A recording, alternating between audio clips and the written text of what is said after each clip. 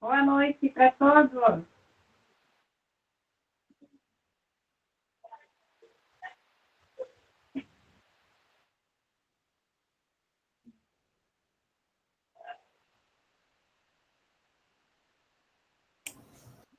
Boa noite.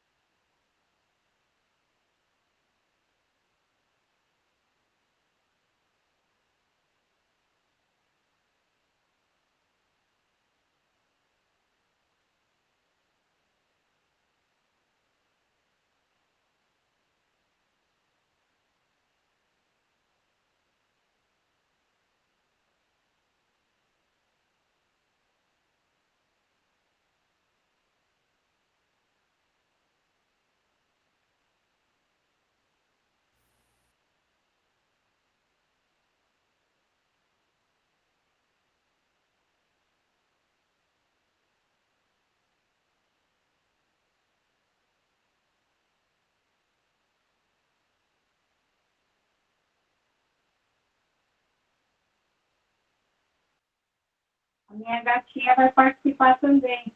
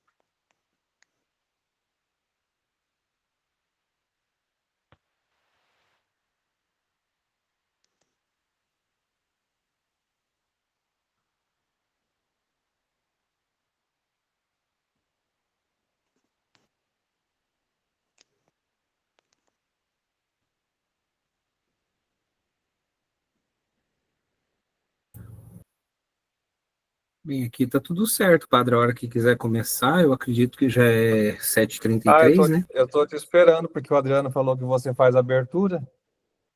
E eu não faço abertura, não, eu só Por abro a isso sala. que eu fiquei esperando. Ele me disse, hoje eu perguntei Oh, para meu ele. Deus. Eu não precisa Eu abro fazer, a imagina. sala e vou Fiquei admitindo esperando. o povo. Eu não sabia que era para Não mim tem fazer a problema. abertura. Não tem problema. Então podemos começar. Boa noite a todos, sejam muito bem-vindos. Hoje nós temos, acredito, a quarta lição desse curso bíblico, inspirado na Carta aos Romanos, o texto que, nesse ano jubilar de 2025, a CNBB escolheu como texto base para a vivência do mês da Bíblia. Por isso, ao início desse curso, ou dessa noite de estudos, coloquemos-nos na presença de Deus. Hoje é dia de São Miguel Arcanjo, São Rafael e São Gabriel, os três arcanjos que assistem diante do trono da divindade e que também expressam a sua providência, já que cada um deles teve e continua a ter na história da salvação uma missão muito, muito própria, não é? São Gabriel, o que anuncia a encarnação do Verbo. São Rafael, aquele que acompanha Tobias na sua viagem mística, portanto, que revela a dimensão curativa de Deus. E São Miguel, aquele que guerreia e que vence, não é? O maligno, mostrando o triunfo de Deus na história.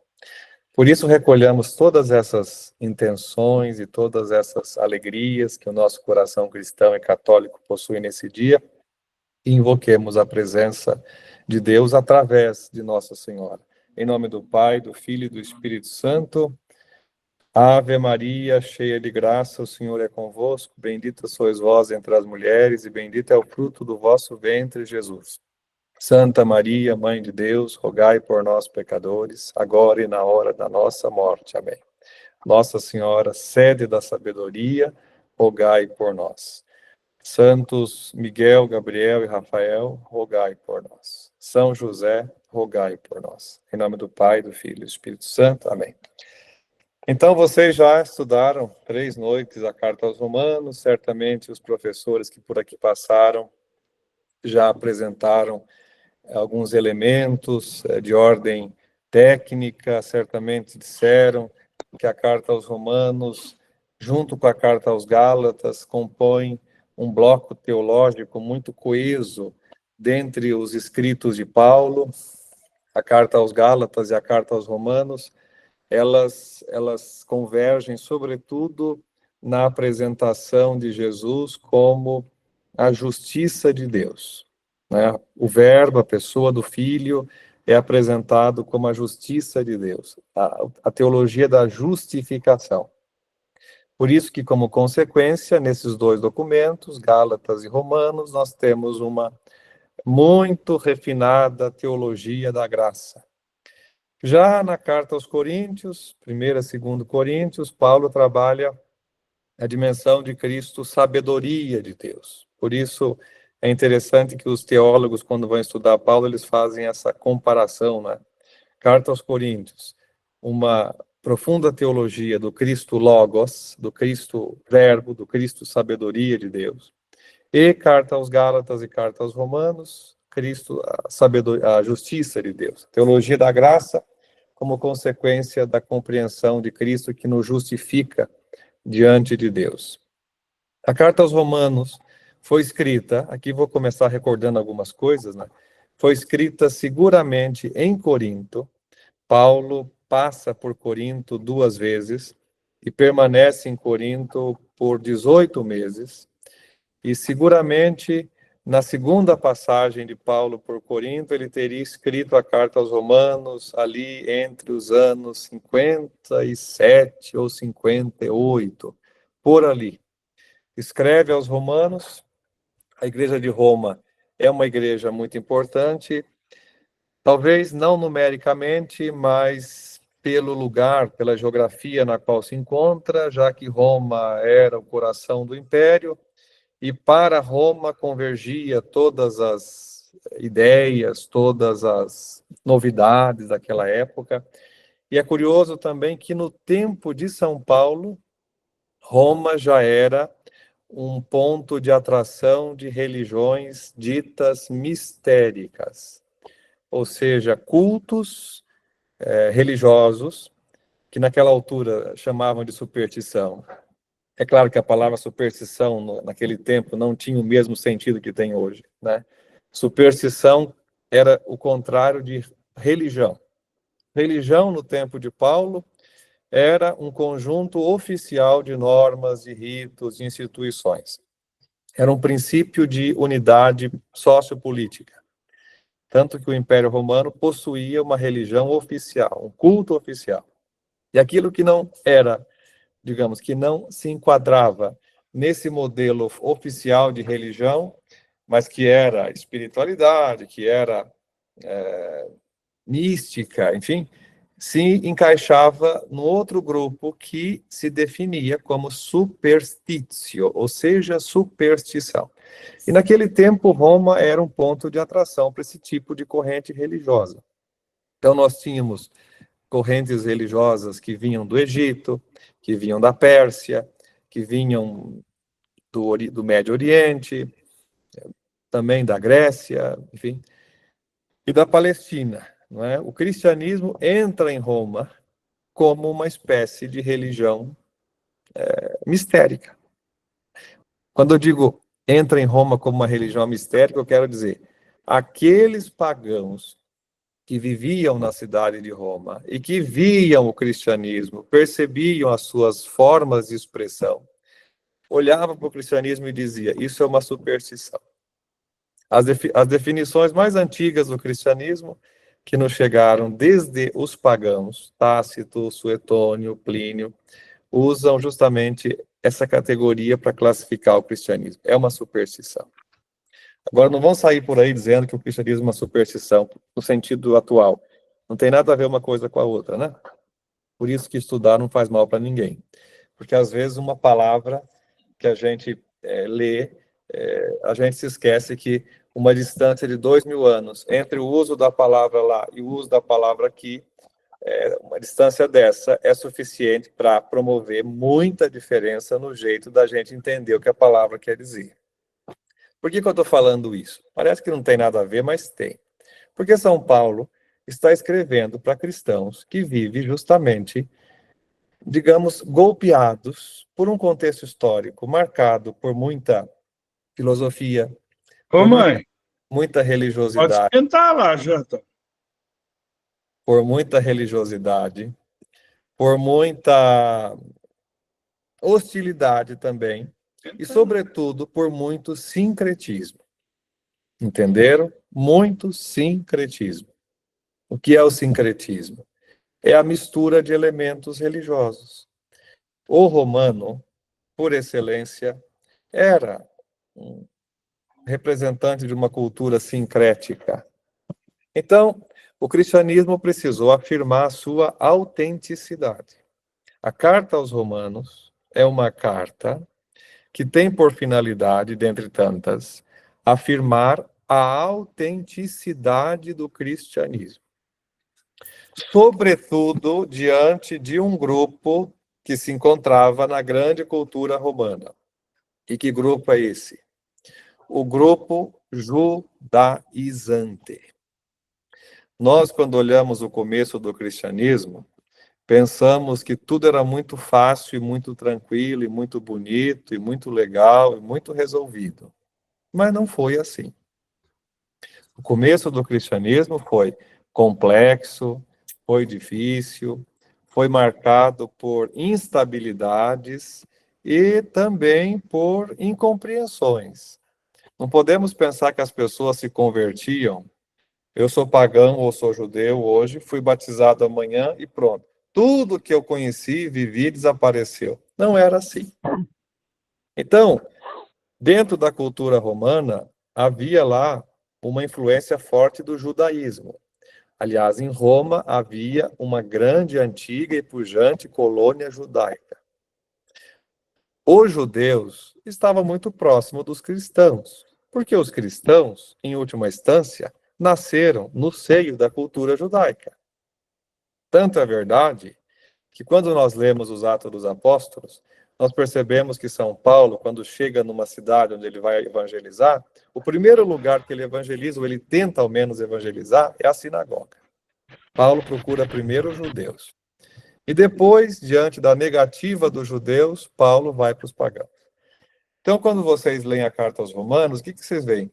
Vocês veem São Paulo explicando a diferença entre lei e entre graça.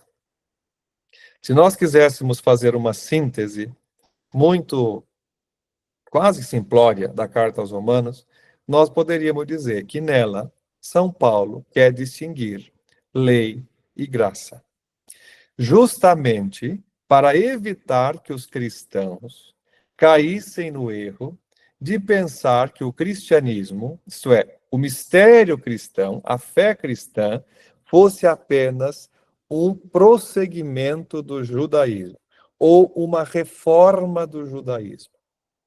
Entenderam?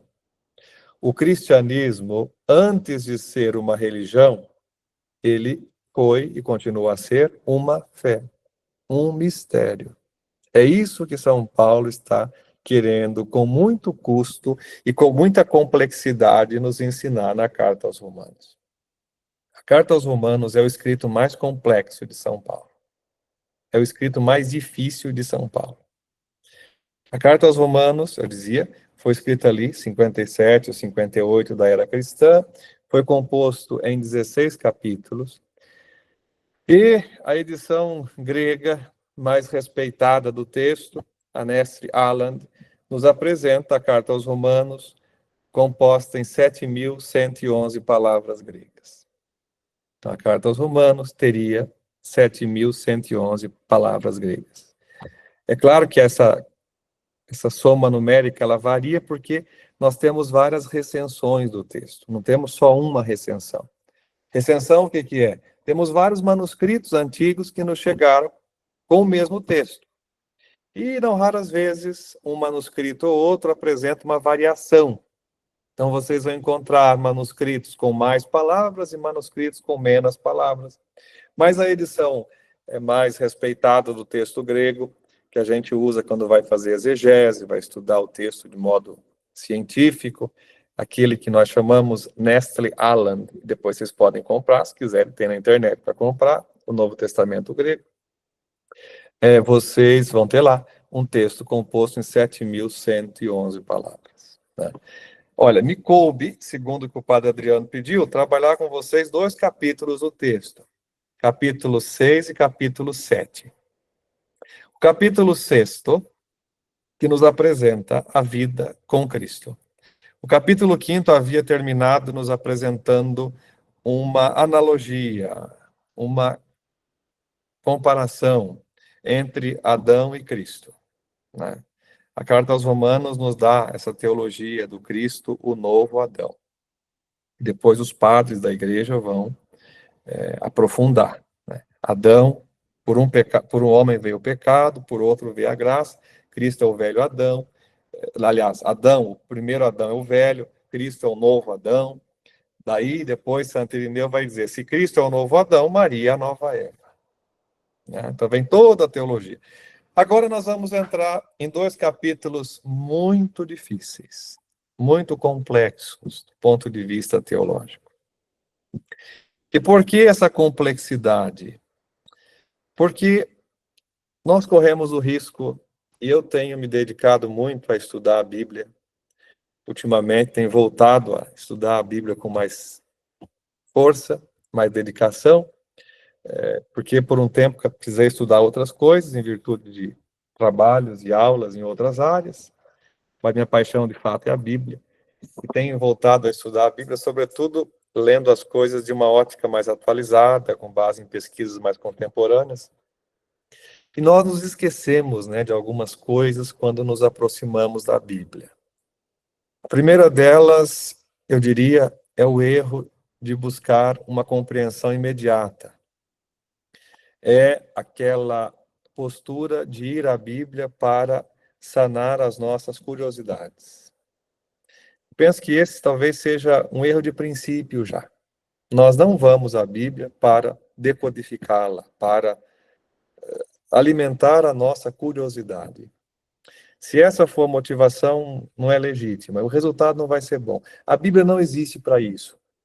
A Bíblia, ela é a revelação, é o encontro com o Deus que se deixou achar, que veio ao nosso encontro, para quê? Para que a gente possa plasmar a vida. Por isso que a Bíblia, ela nos chama primeiro a uma coisa, a nos encontrar com um evento histórico, a pessoa de Jesus Cristo, que não é um mito, que não é uma construção da imaginação humana, que não é uma projeção dos nossos desejos. Como dizem os críticos da religião, Deus é uma projeção dos nossos desejos. A nossa falência humana, a nossa pequenez humana, nos faz criar um ser todo-poderoso, que é aquilo que nós desejaríamos ser, mas não somos. Assim dizem os críticos da religião, os grandes críticos, Feuerbach, Nietzsche, o próprio Freud e outros mais.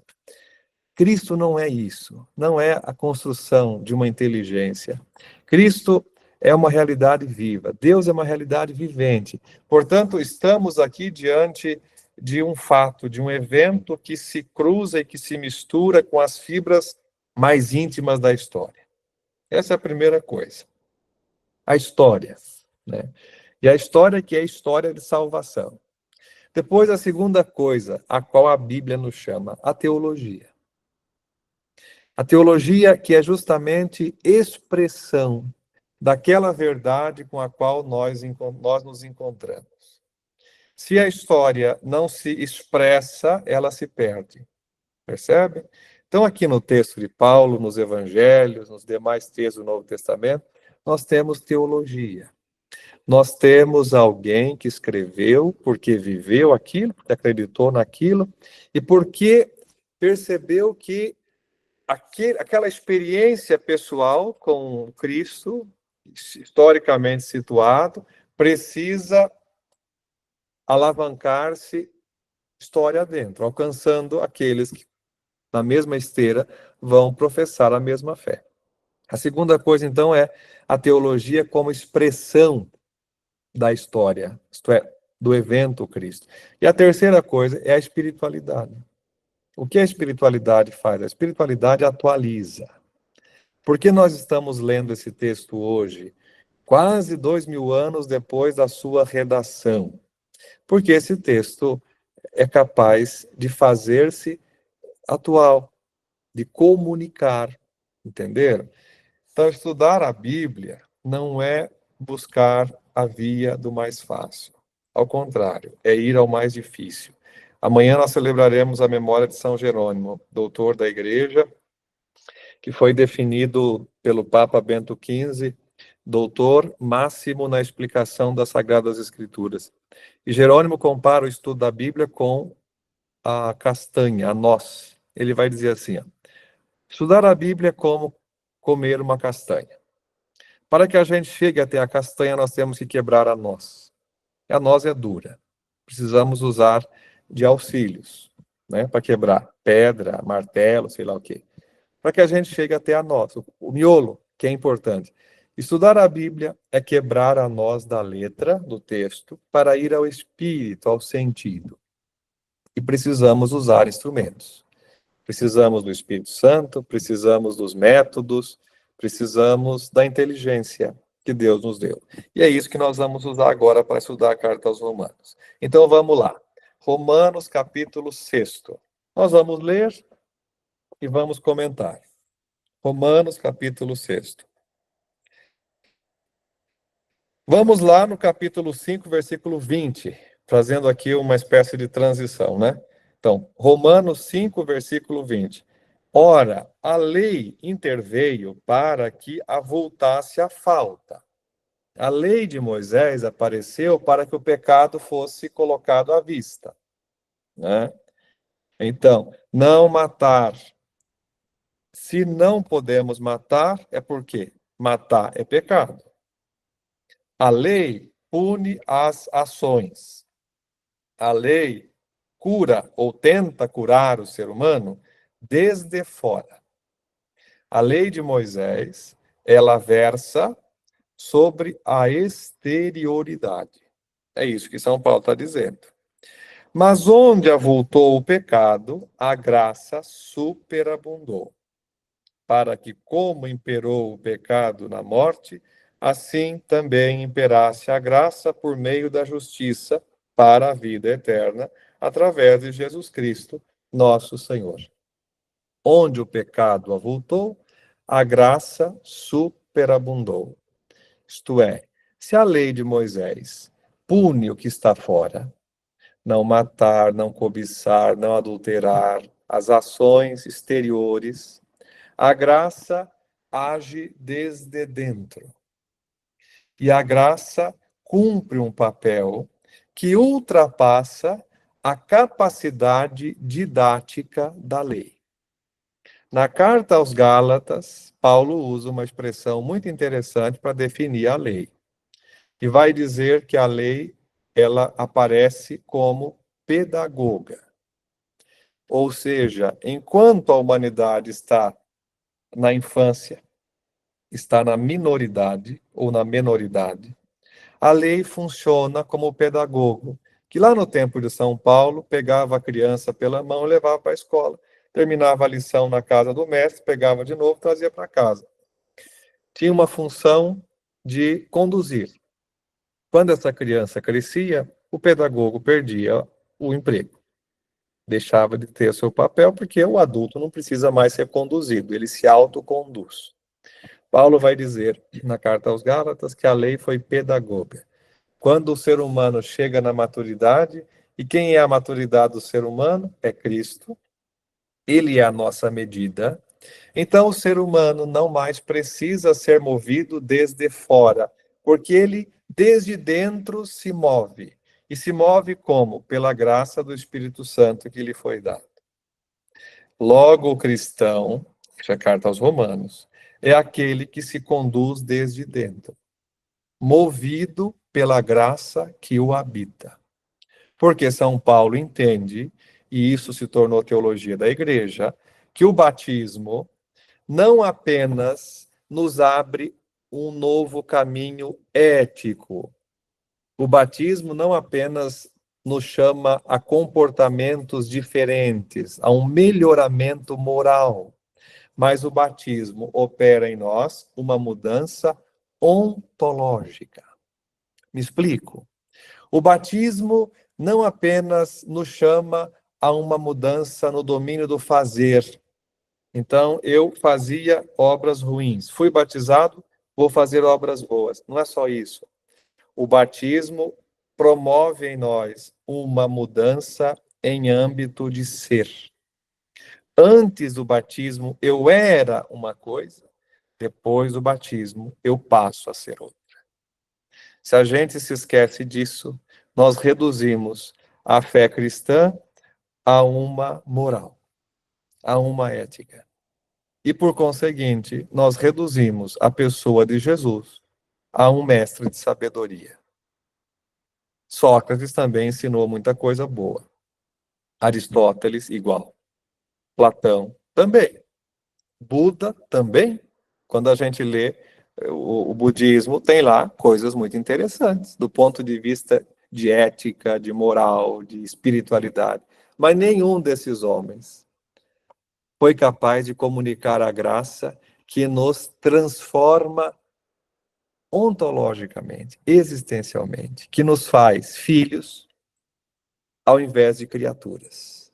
Éramos criaturas, muito amadas, obviamente, mas em Cristo nos tornamos filhos, e isso se dá através da graça batismal. Aquilo que Jesus, o Filho, é por natureza, pelo fato de ser quem é, no batismo, nós passamos a ser como uma concessão, como um presente. Por isso que São João, na sua primeira carta, dirá: vede que grande presente de amor o Pai nos deu, sermos chamados filhos. E de fato somos. Presente de amor.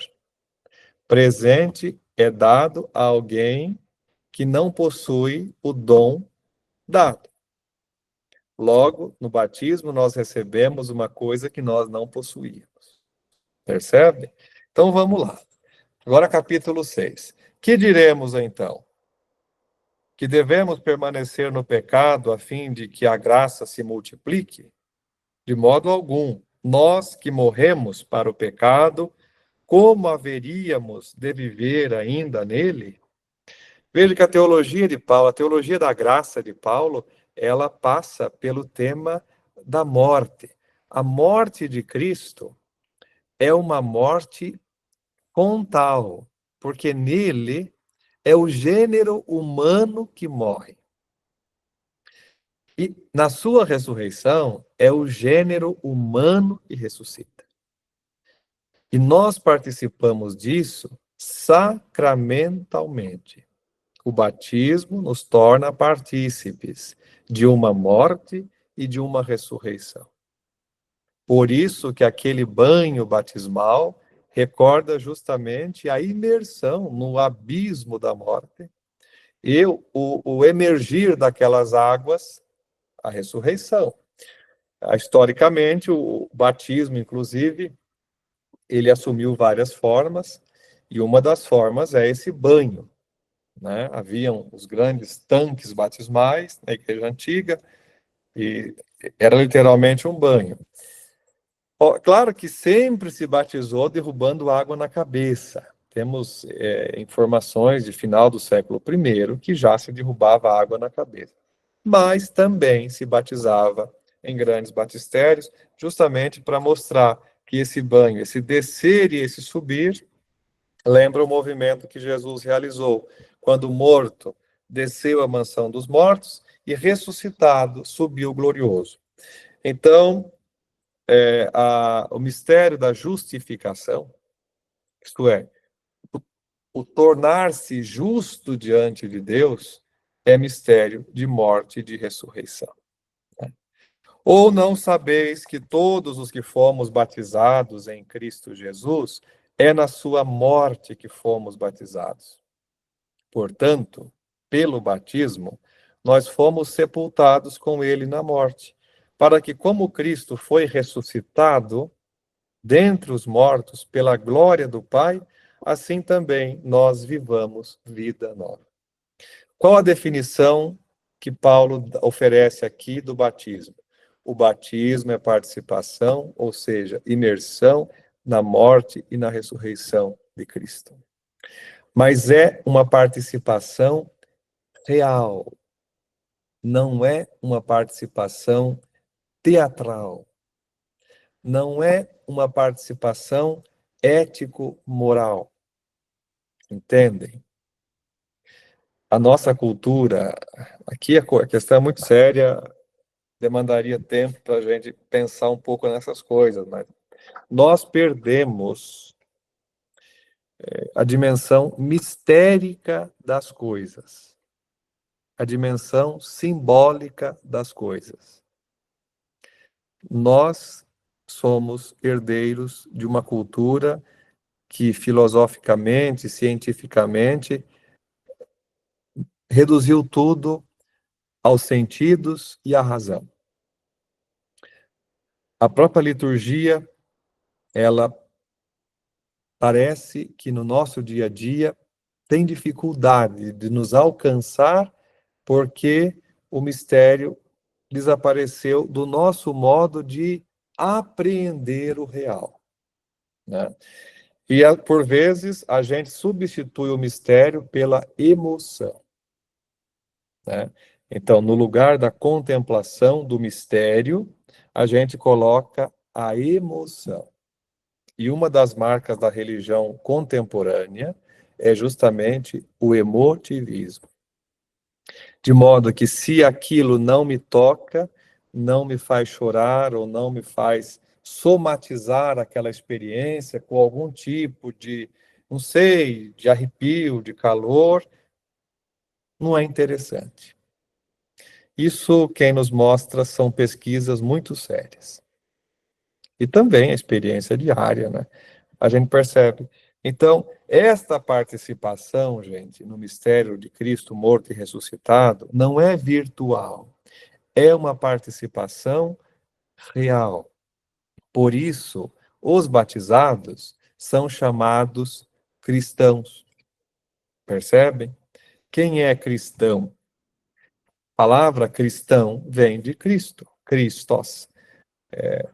Daí deriva Christianoi, cristãos, né? Os ungidos. E logo, assim como em Cristo ressuscitado existe uma vida nova, e essa vida nova não é apenas uma vida qualitativamente nova, mas é uma vida ontologicamente nova. O ressuscitado é aquele que caminhou, que falou, que fez milagre, é o Jesus histórico. Mas nele há uma novidade. Percebem? Existe uma novidade no ressuscitado. O ressuscitado nos dá a ver a essência mais profunda do que ele é. Também na vida do cristão existe novidade.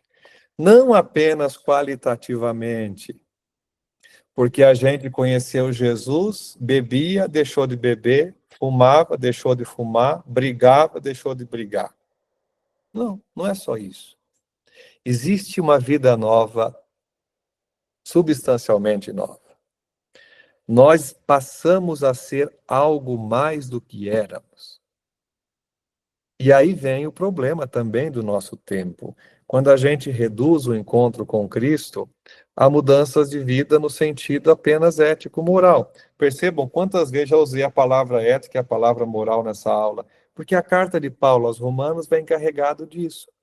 Quando Paulo apresenta a dinâmica da justificação, da ação da graça em nós, como a escultura de um novo tipo de ser humano, né? Vamos lá, versículo 5. Porque se nos tornamos uma coisa só com ele, por morte semelhante à sua, então nós nos tornamos uma coisa só com Cristo, por morte semelhante à sua. No batismo nós morremos com ele.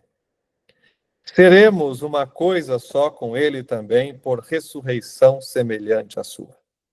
Sabendo que nosso velho homem foi crucificado com ele, para que fosse destruído esse corpo de pecado, e assim não sirvamos mais ao pecado.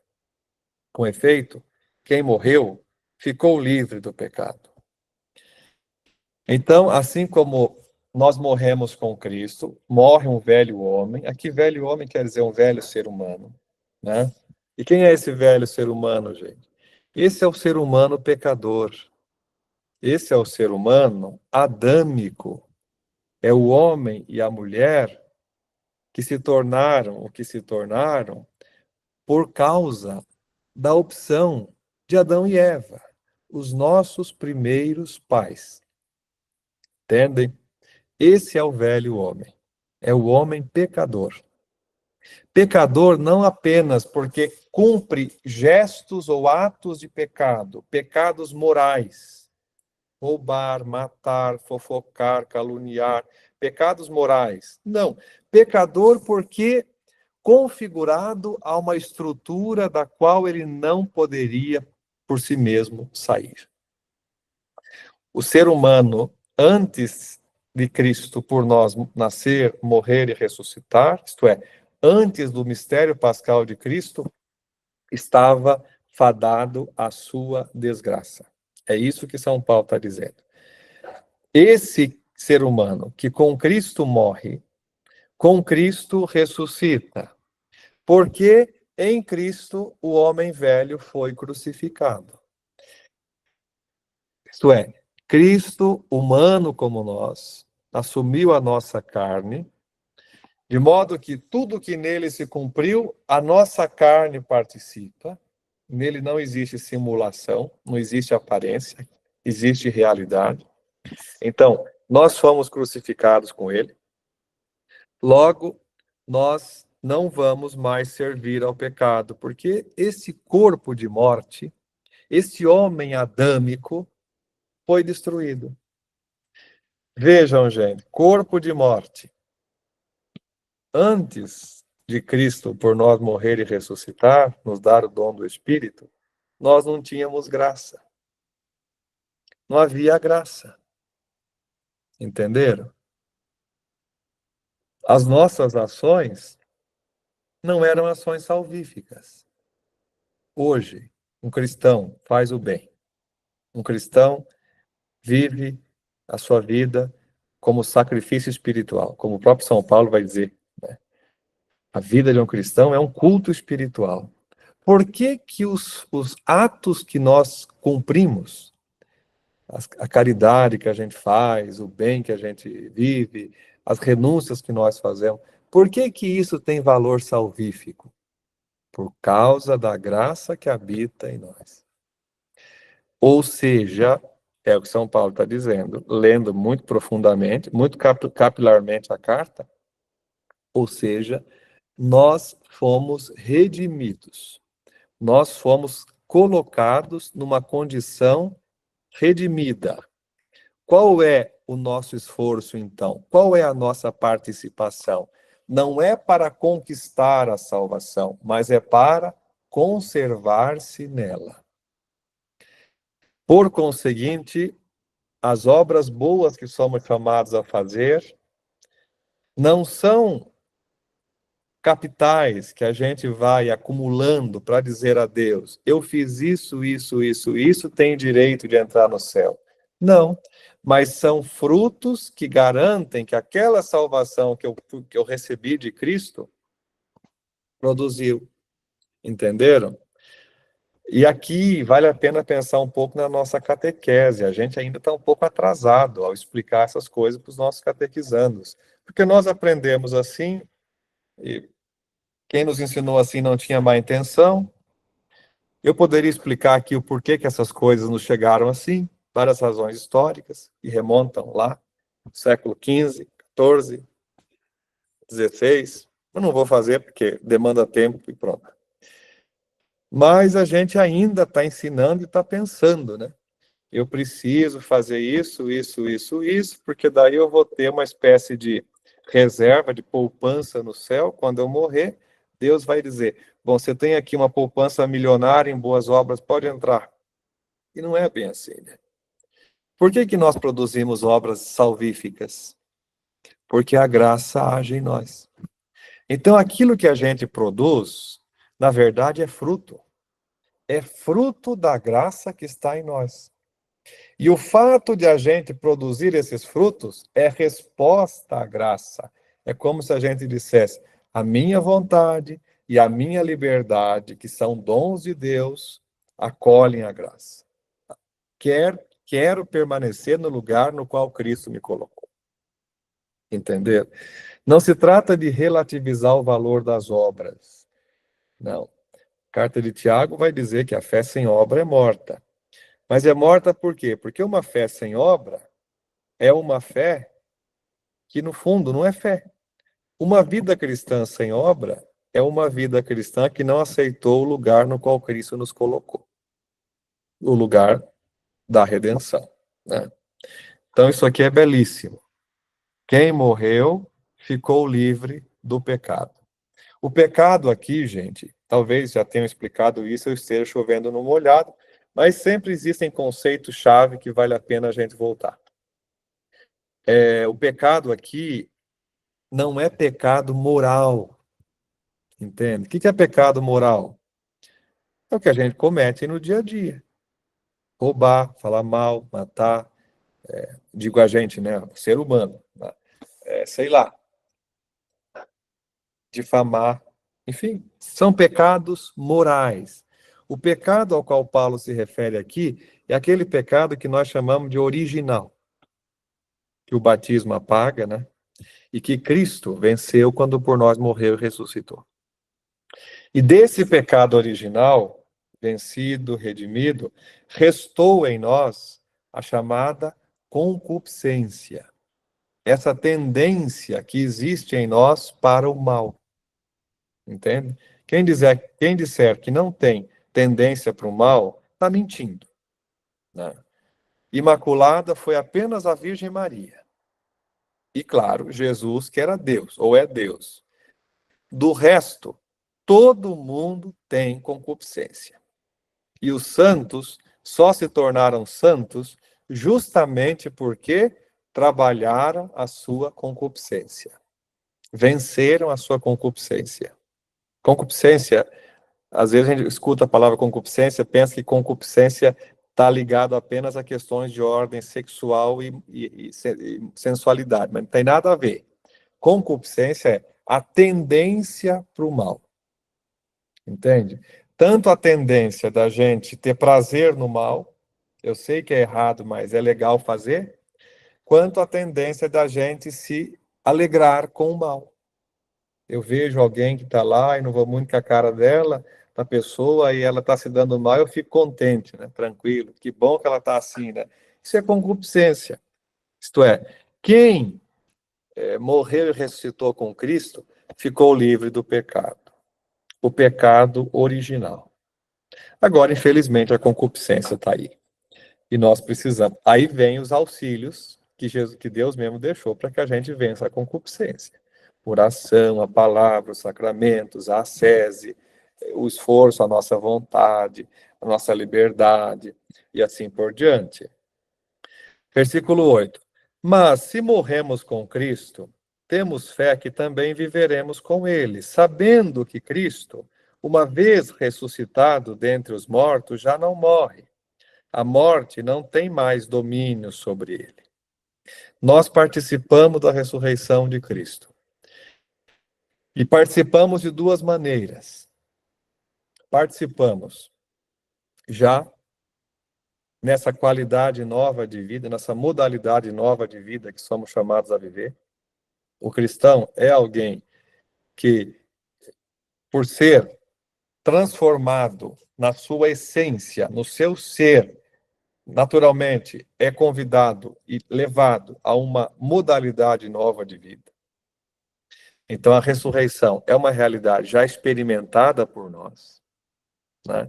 Mas a ressurreição é uma realidade que ainda não é plena em nós.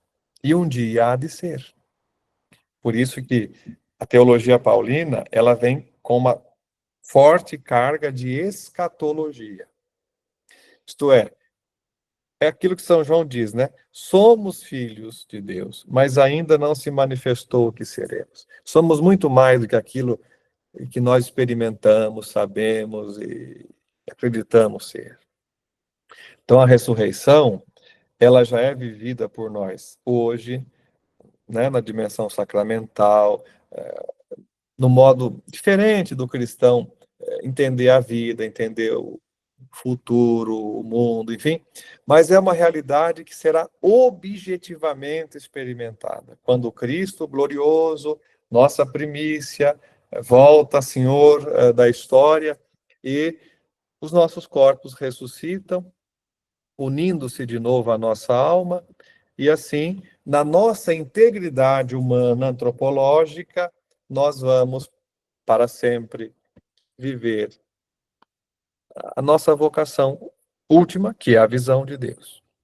Como será isso? Não me perguntem, porque eu não sei, né? Porém, o que será, a gente sabe. Aliás, a Bíblia, a doutrina da igreja, nos diz o que será, mas não diz como será. A Bíblia usa algumas imagens para falar disso, né? Porém, como será, né, é a pergunta que muita gente nos faz, né? Ah, mas a pessoa morreu sem um braço, vai ressuscitar como? Claro que vai ressuscitar com os dois braços, né? Porque a integridade humana é ter os dois braços. Pronto. Agora, como eu não sei, só Deus sabe. Entenderam isso aqui, então? Então, nós participaremos da ressurreição de Cristo. Já participamos sacramentalmente, moralmente, e participaremos objetivamente, porque nós também seremos ressuscitados, né? Como Cristo ressuscitou. A morte já não tem mais domínio sobre ele, porque morrendo, ele morreu para o pecado uma vez por todas. Vivendo, ele vive para Deus. O pecado é identificado como morte. Estão vendo só?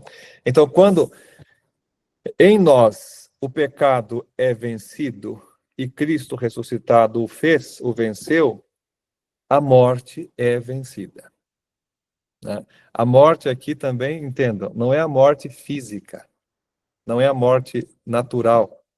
A morte aqui é aquela condição na qual o ser humano se achava antes da redenção. A incapacidade de viver na comunhão plena com Deus. Se vocês estudam um pouquinho a escatologia do Antigo Testamento, isto é, a compreensão que o Antigo Testamento tem do futuro do ser humano, aquilo que vem depois, que termina aqui no mundo as coisas, né? Vocês verão que os extratos mais antigos do Antigo Testamento, livro de Jó, alguns salmos muito antigos, livro do Gênesis, algumas passagens lá, vocês verão que a morte é definida com palavras que lembram aniquilamento. Então, quem é o morto? O morto é aquele que não pode louvar a Deus. O morto é aquele que vive numa condição obscura, né?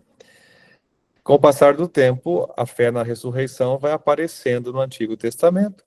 E vejam, em Cristo, isso chega ao seu apogeu, né? Então, a carta aqui aos Romanos vai dizer que o pecado é um tipo de morte. E Cristo vence essa morte, portanto, reata a comunhão entre Deus e o homem.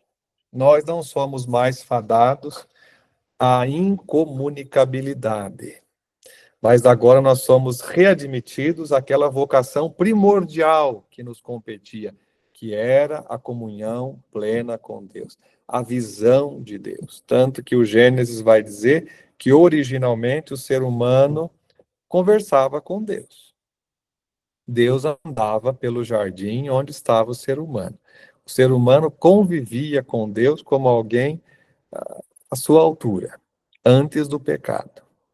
O pecado marca uma ruptura, tanto que Adão e Eva são expulsos do paraíso. A justiça de Deus se aplica. A expulsão do paraíso é justamente a aplicação da justiça.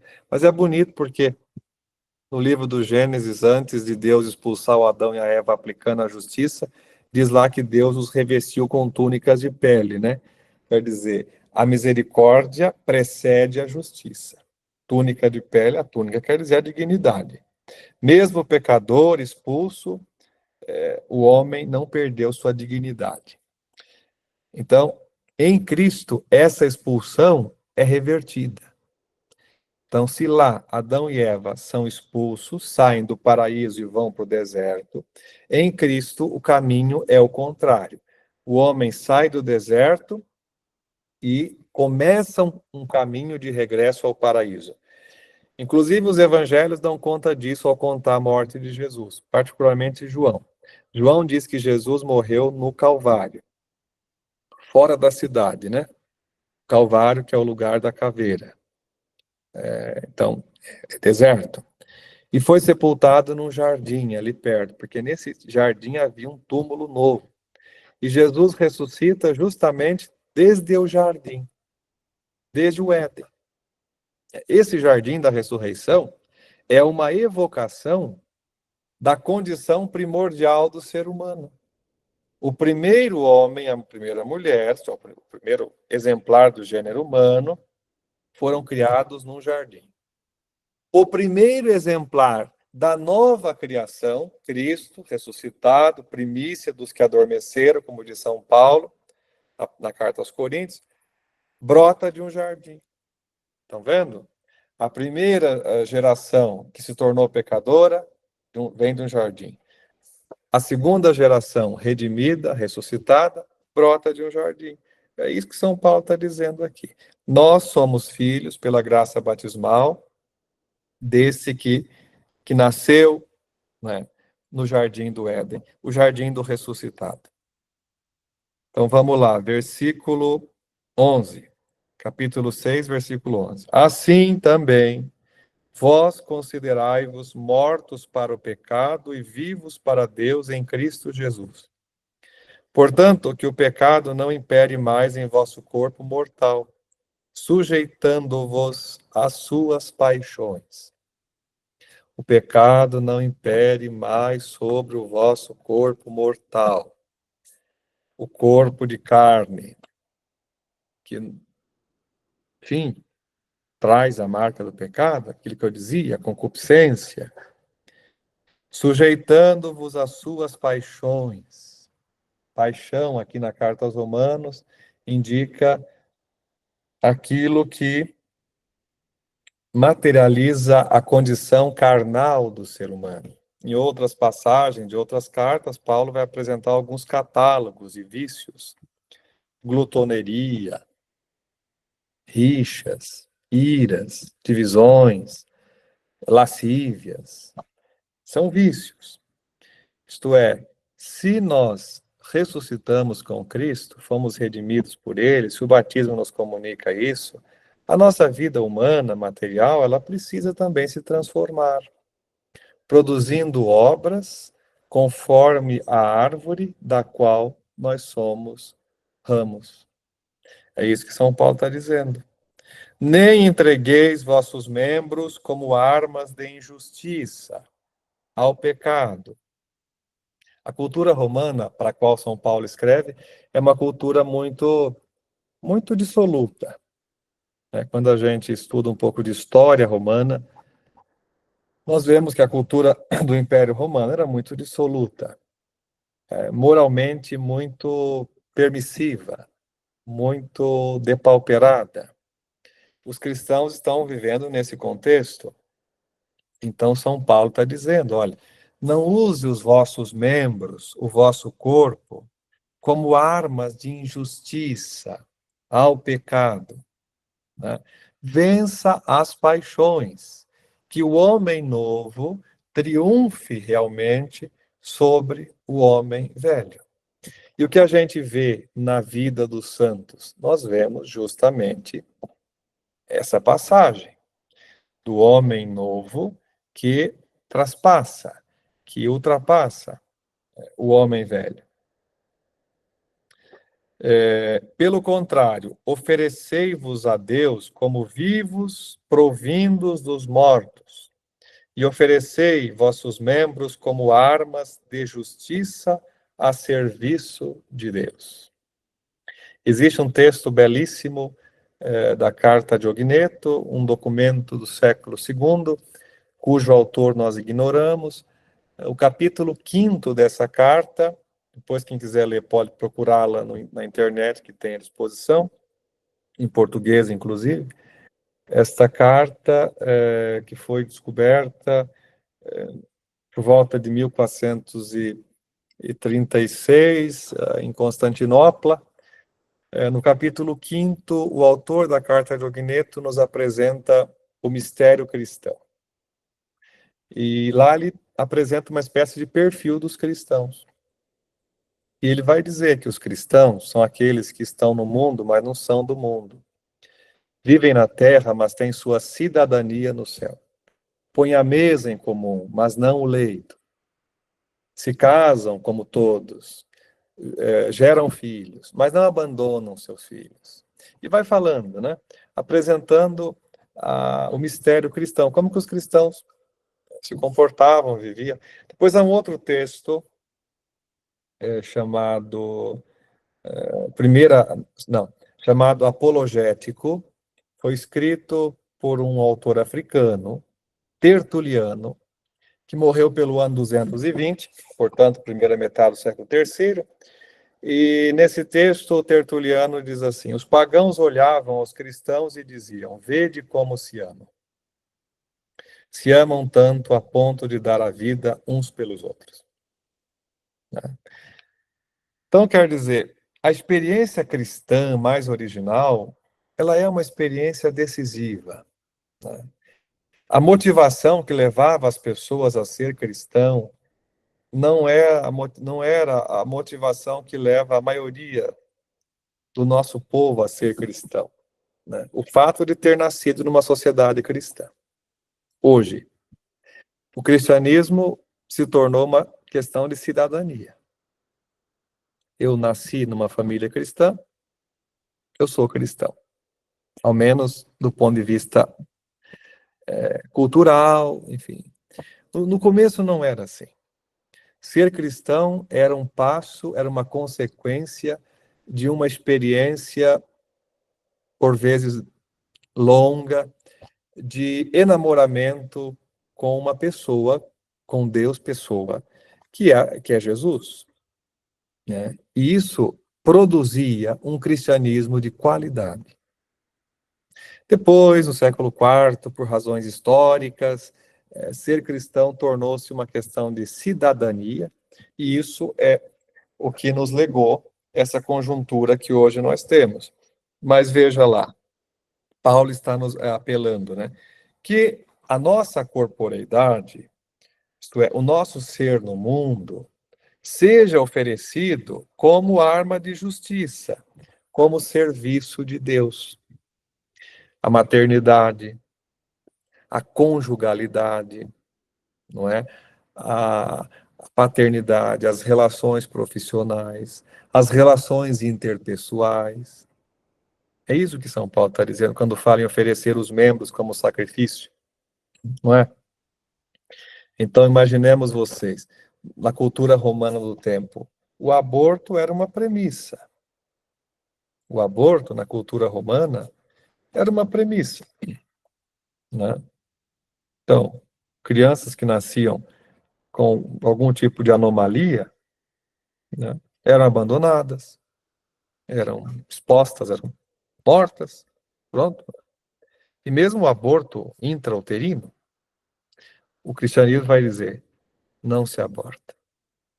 E nós temos textos antiquíssimos, do século II, que já afirma peremptoriamente, isto é, decididamente, não se aborta.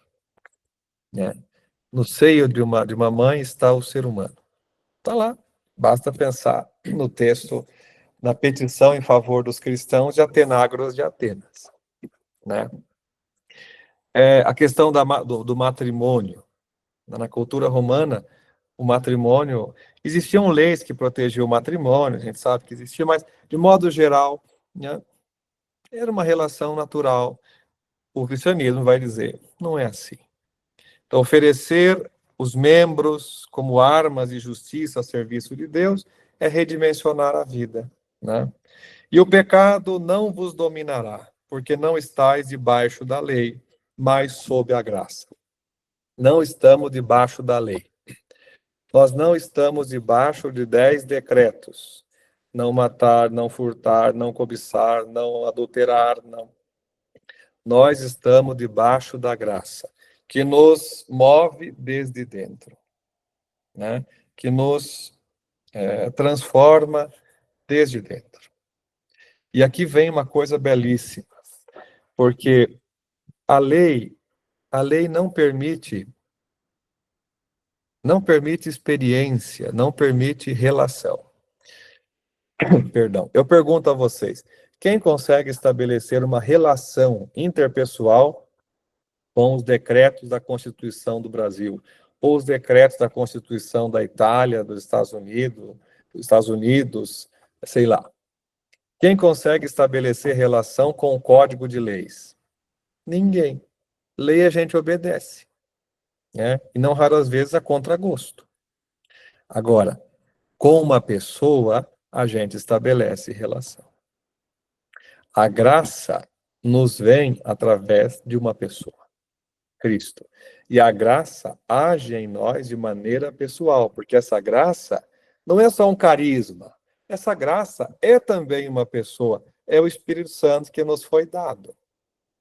Né? Como diz a mesma carta aos Romanos. Então, o Espírito, pessoa, é a graça que age desde o nosso interior. Então, nós não estamos debaixo da lei, nós estamos debaixo da graça. E daí? Pecamos porque não estamos mais debaixo da lei, mas sob a graça? De modo algum. Não sabeis que oferecendo-vos a alguém como escravos para obedecer, vos tornais escravos daquele a quem obedeceis, seja do pecado que leva à morte, seja da obediência que conduz à justiça? Mas, graças a Deus, vós outrora escravos do pecado, vos submetestes de coração à forma de doutrina a qual fostes entregues, e assim, livres do pecado, vos tornastes servos da justiça. Graças a Deus, nós nos tornamos servos da justiça. E justiça aqui, gente, não é a justiça no sentido jurídico, tá bom? É outro problema que São Paulo enfrenta. Porque Roma é a cultura, é a cidade do direito. O direito ocidental brotou do direito romano. E o conceito de justiça que a gente tem aos olhos quando escuta essa palavra, justiça, é um conceito que nos foi dado por um jurista romano chamado Ulpiano.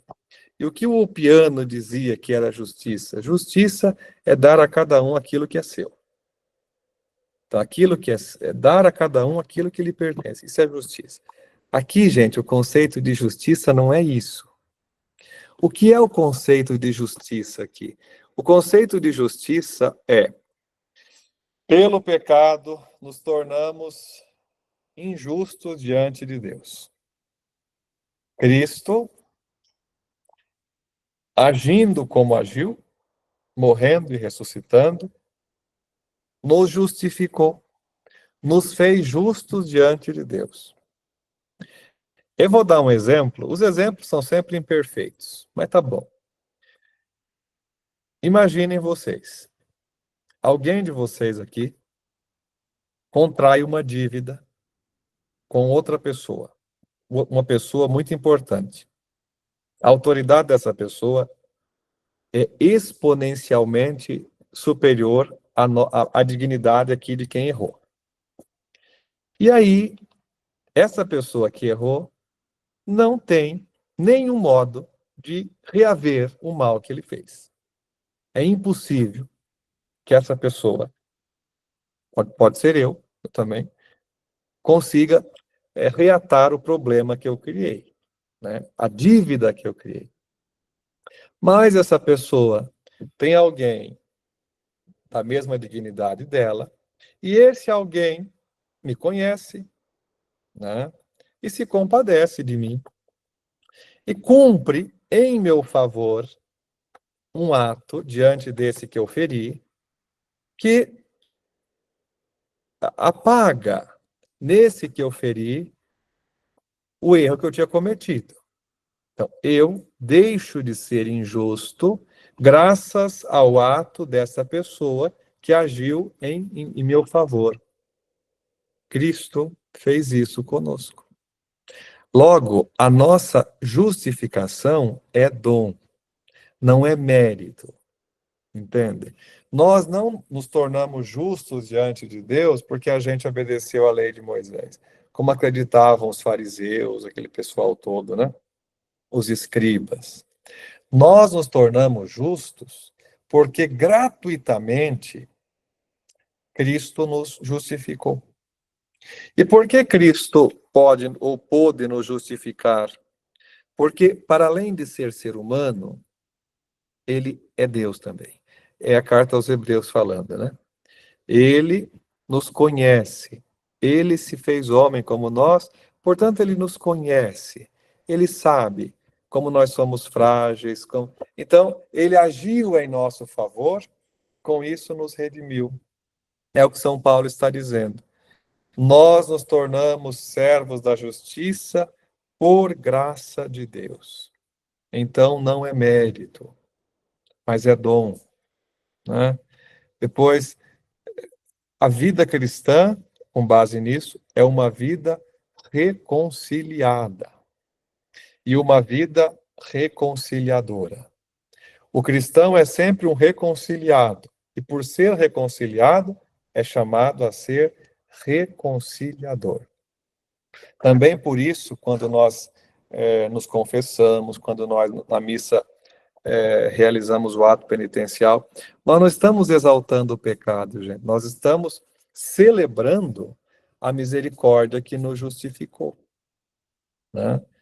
Então, não se trata de a gente exaltar o pecado, mas se trata de a gente celebrar a misericórdia, né? Que não é um sentimento em Deus. A misericórdia não é um sentimento em Deus. A misericórdia é um atributo de Deus, é uma qualidade dele. É o modus essendi, é o modo de Deus ser, mas é também o modus operandi, é o modo de Deus atuar. Compreendem isso? É estupendo. Emprego uma linguagem humana em consideração de vossa fragilidade. Paulo está dizendo assim, vocês não entendem com clareza, quer dizer, vocês estão começando na fé, por isso eu estou usando uma linguagem humana, mas isso é coisa muito profunda, isso é coisa muito alta. Por isso eu comecei dizendo, nós não podemos querer entender tudo, porque se a gente entender tudo, nós perdemos o mistério. E lá na primeira carta aos Coríntios, capítulo 2, Paulo vai dizer, nós possuímos o pensamento de Cristo. Em grego, ele usa a expressão nous. O nous, segundo o entender dos antigos filósofos gregos, era a parte mais sutil da razão. É aquilo que nos levava ao conhecimento mais profundo das coisas. Paulo vai dizer, 1 Coríntios 2, nós possuímos o nous, o pensamento mais sutil de Cristo. Nós conseguimos chegar às coisas mais elevadas. Que coisa profunda, estupenda, né? Como outrora, Entregastes vossos membros à escravidão da impureza e da desordem para viver desregradamente, assim entregai agora vossos membros a serviço da justiça para a santificação. O Paulo está dizendo assim, vocês, romanos, fizeram muita coisa errada. Outrora, vocês foram dissolutos, vocês foram desregrados, usaram o corpo de vocês para coisa... Agora, então, entregue isso para a santificação, a santidade própria de Deus, né? Lá em Levítico 17, Deus é santo, é o santo por excelência. Deus é indefectivelmente santo. Por isso que a teofania do profeta Isaías apresenta os anjos do céu que clamam, santo, santo, santo. Kadosh, Kadosh, Kadosh, Adonai Tsevaot, em hebraico. Santo, santo, santo, Senhor dos exércitos, Senhor das ultimidades, né? Senhor da imensidão. Deus é indefectivelmente santo, ele é 3 vezes santo, ele é superlativamente santo. Em Deus não existe ausência de santidade. E essa santidade Deus comunica ao seu povo. Lá em Levítico, quando Deus, através de Moisés, manda o povo assumir certos comportamentos, celebrar certas festas, realizar certos rituais, a teologia do Levítico está dizendo, a santidade de Deus alcança o povo através dessas mediações. Paulo agora diz, aquilo que Deus prometeu dar ao povo da antiga aliança, em Cristo ele dá aos que nele acreditam. Entendem? Aquela santidade indefectível de Deus que chegava aos filhos de Israel através de mediações, agora Deus dá aos que acreditam em Cristo. E a fé em Cristo é a mediação por excelência. A teologia de Paulo, a fé é o grande corifeu, né? Por isso que o Lutero gostava tanto de São Paulo. E a reforma de Lutero, quando a gente estuda a teologia de Lutero, que não é qualquer coisa, o Lutero era um homem cultíssimo, né? Eu penso que a gente tratar Lutero como a rede social trata, como se fosse um demônio, enfim, a gente vê cada coisa agressiva a Lutero na rede social, né? No mínimo, ausência do argumento e confissão de ignorância.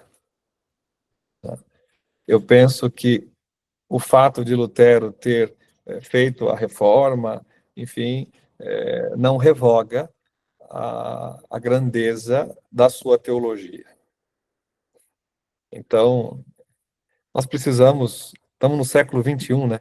Nós precisamos ter uma cabeça aberta, no sentido de não ficar na superficialidade das coisas. E a carta aos Romanos é justamente a carta que embasou a guinada, digamos, teológica no pensamento de Lutero. E é também uma das cartas fundamentais para a conversão de Santo Agostinho, né?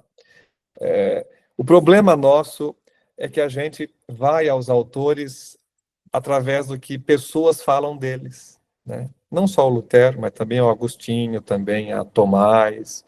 A gente se pauta naquilo que lê na rede social, na internet, do que o fulano falou do Beltrano, mas isso não é critério para um estudo sadio. O estudo sadio exige que a gente vá à fonte, né? E no caso aqui da Bíblia, para estudar a coisa a fundo, nós precisamos conhecer a língua da Bíblia. No caso do Novo Testamento, a língua grega. Mas isso é para quem quer ser profissional da pesquisa. Não precisamos disso para rezar e nem para ser cristão com a Bíblia, né? Mas como estamos num curso, é um conselho que eu dou. Então vamos lá, versículo 20, capítulo 6, versículo 20. Quando éreis escravos do pecado, estáveis livres em relação à justiça. E que fruto colhestes, então, daquelas coisas de que agora vos envergonhais? Pois seu desfecho é a morte. Quem está entregue ao pecado não se preocupa com a justiça. Mas que fruto vem disso? O que o pecado produz? Né? É a pergunta que Paulo faz. Mas agora, libertos do pecado e postos a serviço de Deus, tendes vosso fruto para a santificação, e como desfecho, a vida eterna. O pecado produz a morte, e a justiça de Deus em Cristo produz a vida eterna. Porque o salário do pecado é a morte, essa expressão famosa. E a graça de Deus é a vida eterna em Cristo Jesus, nosso Senhor. Que coisa linda. A graça de Deus é a vida eterna em Cristo Jesus, nosso Senhor.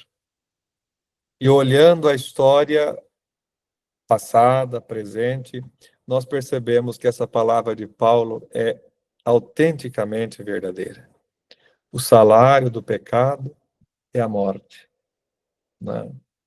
Quando a gente assiste a vida, né, de grandes personagens históricos, a gente percebe que grandes ateus confessos, grandes, terminaram muito mal, né? Terminaram muito vazios, muito angustiados. Por outro lado, homens e mulheres cristãos, santos, e, enfim, anônimos também, quanta vida na morte, quanta fecundidade na morte. Né? Então, isso aqui é belíssimo. Ou não sabeis, irmãos, falo a versados em lei, que a lei domina o homem só enquanto está vivo. Assim, a mulher casada está ligada por lei ao marido enquanto ele vive. Se o marido vier a falecer, ficará livre da lei do marido. Por isso, estando vivo o marido, ela será chamada adúltera se for viver com outro homem. Se, porém, o marido morrer, ficará livre da lei, de sorte que, passando a ser de outro homem, não será adúltera. Isso aqui ele está interpretando a lei de Moisés, né? De modo análogo, também vós, meus irmãos. Análogo quer dizer de modo também parecido. A linguagem pode ser análoga, não é? Pode ser, me foge agora as palavras, mas quando a coisa parte converge, parte não converge, quando tudo converge, quando nada converge. No caso aqui, Paulo fala em analogia, ou seja, de modo parecido, olha lá.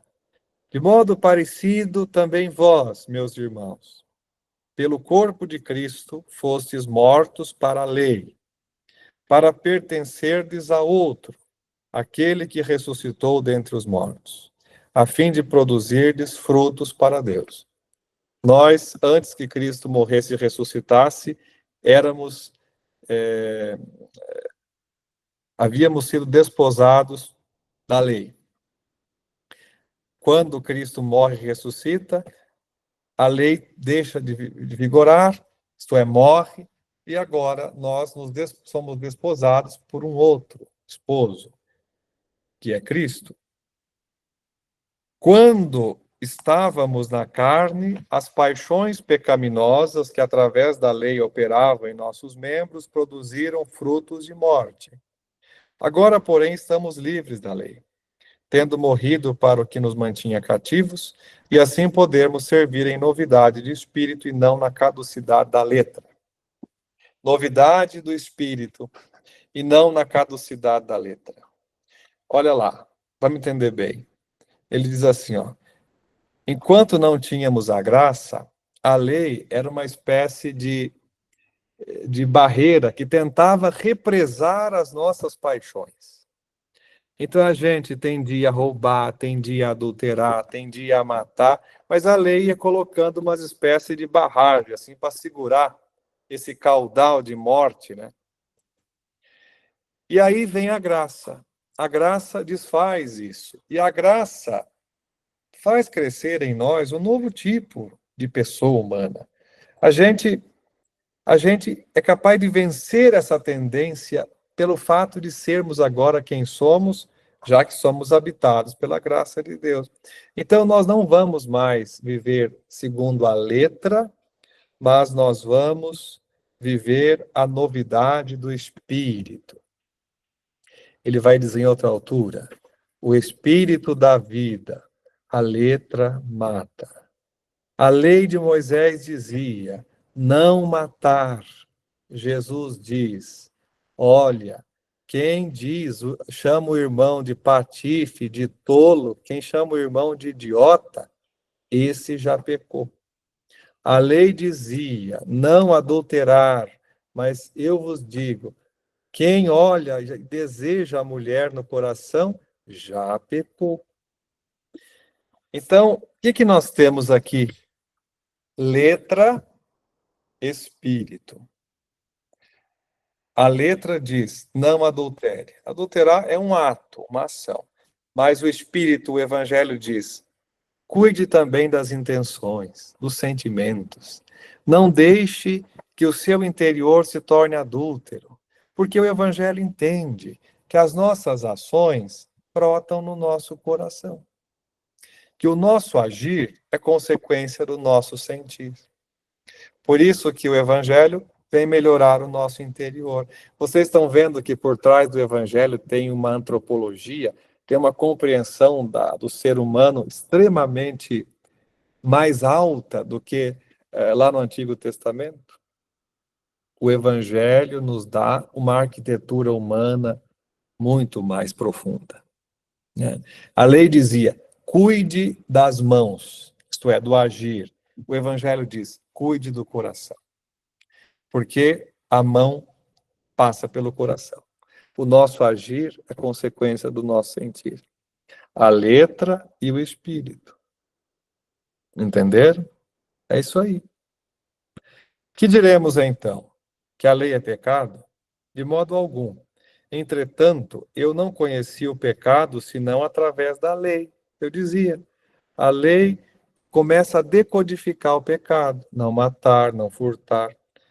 Pois eu não teria conhecido a concupiscência se a lei não tivesse dito, não cobiçarás. Mas o pecado, aproveitando da situação, através do preceito, gerou em mim toda espécie de concupiscência. Pois, sem a lei, o pecado está morto. Sem lei não tem pecado, né? Ao menos não tem o conhecimento do pecado. Outrora eu vivia sem lei. Mas, sobrevindo o preceito, o pecado reviveu e eu morri. Verificou-se assim que o preceito, dado para a vida, produziu a morte. Pois o pecado aproveitou da ocasião e, servindo-se do preceito, me seduziu e, por meio dele, me matou. Passagem difícil. Mas vejam, Paulo está dizendo, a lei foi dada para o bem, mas chegou o momento que ela foi absolutizada. E quando ela foi absolutizada, ela perdeu a razão de ser. Por isso Jesus critica tanto os fariseus no Evangelho. Agora vejam lá, gente. Essa carta de Paulo foi escrita antes do primeiro Evangelho ter sido escrito. Marcos foi escrito pelo ano 60. Lucas pelo ano 80, 85. Mateus pelo ano 90, 95. E João no ano 100. Aquela briga toda dos fariseus com Jesus e Jesus com os fariseus acerca da lei, olha aqui, ó, Paulo está antecipando isso. A lei foi dada com uma finalidade e essa finalidade foi deturpada. Aquilo que foi dado para o bem acabou pela ignorância, pela dureza do coração humano, acabou perdendo a razão de ser. É isso que São Paulo está dizendo. Então vejam, Deus deu a lei foi dada com prazo de validade, vamos entender assim. Né? Deus deu a lei, a letra, e aí essa lei foi dada em previsão do espírito da lei. Esse espírito da lei chega com Jesus, portanto, Jesus chega, a lei cessa. Mas São Paulo está dizendo, tem gente que continua obedecendo a lei, bom, até hoje os judeus estão aí. Então, Paulo aqui está criticando essa acolhida errada da lei. Né? De modo que a lei é santa, e santo, justo e bom é o preceito. O preceito é bom. Portanto, uma coisa boa se transformou em morte para mim? De modo algum, mas foi o pecado que, para se revelar pecado, produziu em mim a morte através do que é bom, para que o pecado, através do preceito, aparecesse em toda a sua virulência. A lei é boa, foi dada com boa intenção, por Deus, claro, mas o ser humano destruiu. Aquilo que é bom acabou prejudicando. É o que Paulo está dizendo. Sabemos que a lei é espiritual. Tá vendo? A lei é espiritual. Mas eu sou carnal, vendido como escravo ao pecado. Realmente não consigo entender o que faço. Aqui vem aquela sentença lapidar, né? Pois não pratico o que quero, mas faço o que detesto. Eu não faço o que quero, mas faço aquilo que eu não quero. Essa é essa ambiguidade do coração humano. É a concupiscência. Ora, se faço o que não quero, reconheço que a lei é boa. Na realidade, não sou mais eu que pratico a ação, mas o pecado que habita em mim. Eu sei que o bem não mora em mim, isto é, na minha carne, pois o querer o bem está ao meu alcance, não, porém, o praticá-lo. Querer está ao meu alcance, mas o praticá-lo não. Eu preciso da graça. Com efeito, não faço o bem que quero, mas pratico o mal que não quero. Ora, se faço o que não quero, já não sou eu que ajo, e sim o pecado que habita em mim. Paulo aqui, gente, está apresentando o drama humano, a ambiguidade humana na sua maior crueza. Isto é, o pecado habita em mim, de modo que a vida é uma espécie de duelo. Esse texto aqui exigiria tempo para a gente entender, porque esse texto aqui, ele toca o núcleo da antropologia paulina, a compreensão que Paulo tem da corporeidade, não é? A dualidade substancial, o homem psíquico, o homem animal, o homem espiritual, o homem carnal. Não vou me ater nisso, porque a hora vai adiantada, e porque isso aqui é parte de uma dimensão, diria, muito complexa do pensamento paulino. Vocês podem depois pedir aí para o Instituto organizar um curso sobre antropologia paulina. Ou seja, como é que São Paulo compreende o ser humano? É fantástico. E aqui nós estamos no núcleo duro disso. Para Paulo, a vida é uma espécie de duelo, né? Dentro do ser humano habita luz e treva, bem e mal, graça e pecado. Então, e Paulo ressente isso, Paulo vive esse drama, né? Porque Paulo é um judeu observante, é um fariseu, que viveu a vida toda muito convicto e muito respaldado nessa sua convicção. De repente, encontra Cristo no caminho de Damasco, cai por terra, fica cego por 3 dias, como Jesus, ressuscitou no 3º dia, e acorda para a vida. Ou seja, e claro que a conversão de Paulo, com certeza, promoveu nele muito drama. Né? É a pergunta que a gente faz às vezes, diante de bobaginhas que a gente às vezes viveu, né? Ah, mas eu acreditei sempre que era assim. E aí estudei teologia e vi que não é assim. Já cria lá um grande drama de consciência. Imagina Paulo, o drama que esse homem viveu. Né? Então, isso aqui nos conforta, porque é o drama que todos nós vivemos. Nós também carregamos essa ambiguidade, não é? Verifico, pois, esta lei. Quando quero fazer o bem, é o mal que se me apresenta. Comprazo-mo na lei de Deus, segundo o homem interior. Mas percebo outra lei em meus membros, que peleja contra a lei da minha razão e que me acorrenta à lei do pecado que existe em meus membros. O Paulo está dizendo para os romanos, gente, nós somos seres de carne e osso. Interiormente a gente sabe tudo que é certo, a gente quer, mas os nossos membros, ou seja, a nossa vida humana, nos puxa para aquilo que contradiz o que a nossa consciência quer. Paulo está falando isso para os romanos, e com isso Paulo está dizendo, vamos seguir firme. Não vamos ceder na primeira na primeira queda, porque é o drama da nossa existência. Infeliz de mim, quem me libertará desse corpo de morte?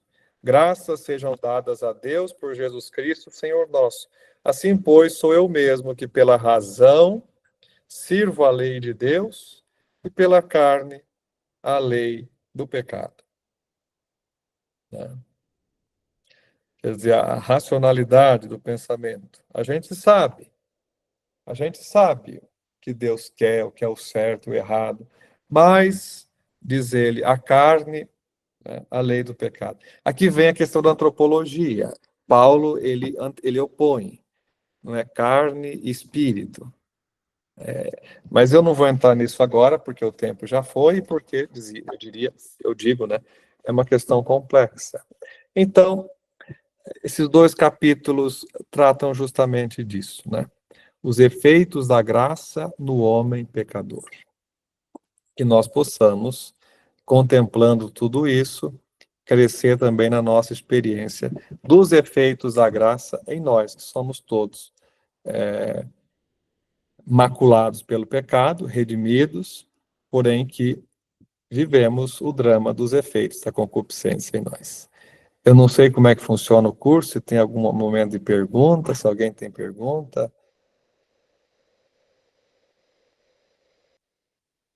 Agora, é claro, eu dizia a vocês, a Carta aos Romanos é muito complexa e nós poderíamos estudá-la exaustivamente, né? Padre, queria fazer uma pergunta. Diga. Eu queria saber se nós, né, todos nós vivemos essa condição da concupiscência, né? E essa condição, ela, se a gente luta contra sentimentos, contra vontades, né? A gente está em busca da santidade. E também, assim, a gente precisa regularmente confessar isso, que é uma coisa que a gente vive lutando, né? No caso, assim, uma luta que é uma luta espiritual. E se a gente tem que constantemente confessar isso. Olha, pecado é o que a gente faz com os nossos sentimentos. Sentimento não é pecado. Ter raiva, ter sei lá o quê, isso não é pecado, são sentimentos humanos, como fome, como sono. Agora, o que a gente faz com os sentimentos se tornam pecados morais. Né? Agora, tem que confessar os sentimentos? Claro, se eles se tornaram ação, sim. Agora, se não... Né? Se no coração, se você luta Se contra ele... Se a gente não os alimenta, né, não tem que confessar, porque não se torna pecado. Agora, a gente sabe, a ciência evolui, né? A gente sabe que até mesmo uma avaria hormonal no nosso corpo vai nos promover certos excessos. Falta de paciência está ligada à falta de vitamina, falta de sono, Sim, falta de tanta coisa, né? Então, quer dizer, a gente tem que cuidar para também não transformar o sacramento da confissão num chiqueiro no qual se lava o porco. Né? Sim. Tudo que é demais se banaliza. E tudo que é de menos se vulgariza. Tá bom. Por isso que a Obrigada. igreja é muito sábia. A igreja ensina confessar-se pela Páscoa e pelo Natal. Né? Assim a gente se obriga a cuidar para não viver pecando. Agora, quando eu começo a confessar toda semana, emocionalmente eu digo para mim mesmo, eu posso pecar porque eu vou confessar daqui 3 dias. Na verdade é isso, né? Então, no Aí fundo, você acaba se acostumando com o pecado, porque você sabe que o padre está lá para confessar, e aí você não se corrige daquele pecado. exato. Olha, são vários modos de entender a teologia da confissão. Eu estudo toda a minha vida teologia e Bíblia e dogmática, e eu, no meu modo de entender, estou falando como teólogo, tá bom? Aqui é como teólogo. Meu modo de entender, a confissão é pela Páscoa e pelo Natal. A não ser que a gente cometa um pecado grave. Muito grave. Grave. Que não resta de comungar. Agora, Senão a gente porque confessa na senão hora. fica da uma coisa, penitencial, né? como eu falei, a gente vai, como é que é? Psiquicamente nós vamos nos predispondo, né? Eu, como estou confessando toda semana, então, para mim é assim, mesmo a missa, eu penso que a missa, quando a gente também acaba, quando é demais, a gente perde o sentido do mistério. Os primeiros cristãos, eles tinham cuidado com isso, né? Para que a coisa não ficasse familiar demais, porque a gente vai perdendo, mesmo as nossas relações, quando é familiar demais, a gente acaba perdendo, às vezes até o respeito, acaba invadindo certos limites, percebe? Gente, isso é antropológico. Isso está ligado ao nosso modo humano de regular as nossas coisas, né? Não estou falando contra a missa diária, estou falando como, claro, quando a missa diária é vivida com piedade, com devoção, com reverência, é super sadio. Agora, quando a gente banaliza, esse é o problema. Tudo vai da intenção, né? Tá bom, padre. Obrigado, boa noite. Boa noite. Mais alguém?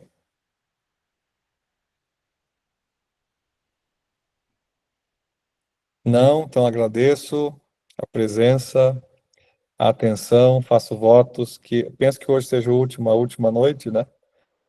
Faço votos que estudamos metade da carta, então, né? Porque são 16 capítulos, chegamos no capítulo 8. Que vocês depois aprofundem, não é?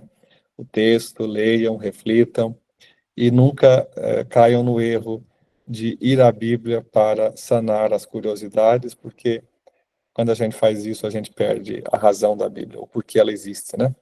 Ela existe para nos dar condições para uma experiência muito viva e muito decisiva com o Deus que se revelou por causa do seu muito amor. Como diz a carta, como diz a Constituição dogmática Dei Verbum do Concílio Vaticano II. Então, mais uma vez agradecemos a Deus, coloquemos-nos na sua presença e exaltemos o mistério da Santíssima Trindade. Glória ao Pai, ao Filho e ao Espírito Santo, como era no princípio, agora e sempre. Amém. O Senhor esteja convosco, Ele está no meio de nós. Abençoe-vos Deus Todo-Poderoso, Pai, Filho e Espírito Santo. Amém. Tchau, gente. Boa noite, bom trabalho, bom prosseguimento.